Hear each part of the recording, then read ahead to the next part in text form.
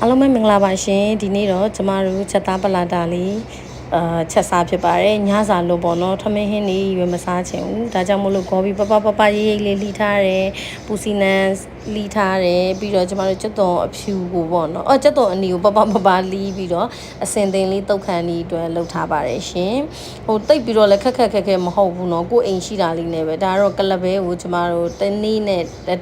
တညက်နေနဲ့တညာလုံးပေါ့နော်စိန်ထားတယ်နောက်နေ့ချက်တော့ကြတော့နည်းနည်းလေးအနူးလွယ်တာပေါ့နော်အဲ့လိုမျိုးလေး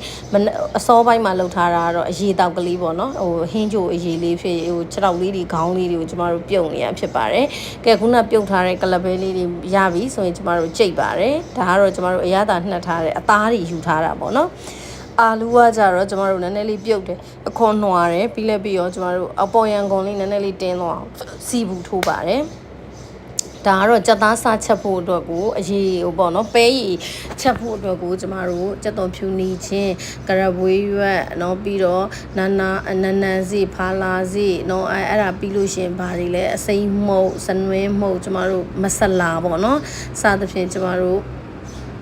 ဇီယာမုတ်စသဖြင့်အကုန်ထည့်ပြီးတော့ချက်ပါတယ်အနှံ့ရတာတော့တော်တော်လေးကိုမှုေးတယ်အဲ့လိုမျိုးပေါ့နော်အခုတော့ကြက်သားအရသာနှက်ထားတဲ့ကြက်သားကိုဟင်းချက်တလူလေးပဲချက်တယ်ရေမထည့်ဘူးသူ့ရေလေးနဲ့သူ့ဟိုဖြစ်တာပလာတာကလည်းလေမင်္ဂလာတောင်ညွန့်ဝယ်တာလေးတော်ကိုကြီးတယ်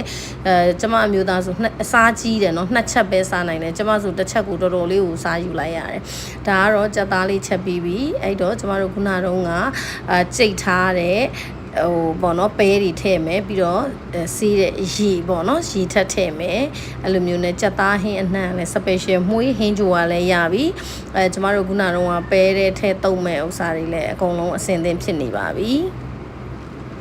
ကဲအနှံ့ရတာတော့တော်တော်လေးကိုမှုပါတယ်အိမ်မှာလိုက်လို့စားကြည့်ပေါ့နော်ဟိုကျမတို့ဟိုထမင်းမစားခြင်းတဲ့ရက်တွေဆိုဒီလိုပုံစံလေးလုပ်ပြီးတော့စားလို့ရပါတယ်ပလာတာလေးလည်းမှုလို့ပြီးပြီဟင်းကလည်းကြက်ပါပြီဟင်းချိုလည်းရပြီဆိုတော့ကျမတို့စားလိုက်ပါအောင်မယ်နောက် vlog တွေမှာပြန်တွေ့မယ်လှူစားကြည့်ပါနော် bye bye see you